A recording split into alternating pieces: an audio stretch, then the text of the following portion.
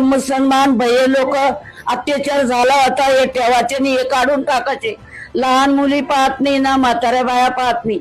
एवढा अत्याचार रोखला पाहिजे. सप्ताह ही आमच्या दोन्ही भावांची झाली पाहिजे. रोड खणून ठेवलेले आहे, जाण्या येण्याच्या समस्या आहे. इतका अत्याचार चालला हो का? सरकार डोळे राखून बसला का? सप्ताह ही आमच्या दोन्ही भावांची झाली पाहिजे.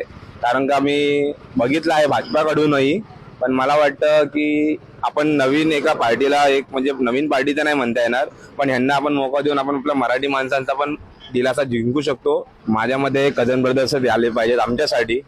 कझन ब्रदर्स मध्ये आमचे राज ठाकरे मुळात आणि आमचे उद्धव ठाकरे.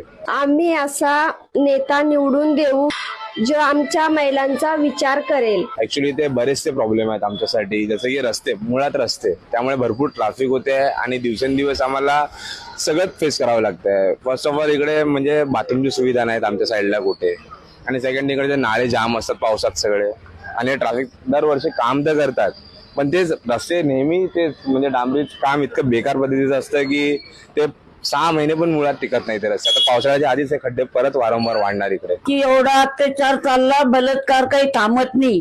लहान मुली पाहत नाही ना म्हाताऱ्या बाया पाहत नाही. एवढा अत्याचार रोखला पाहिजे. मुसलमान भैया लोक अत्याचार झाला होता, हे ठेवाचे नाही, हे काढून टाकायचे. मुलांना शाळेत जावं लागतं, म्हणजे हे आपले पटकन रोड तयार झाले पाहिजेत.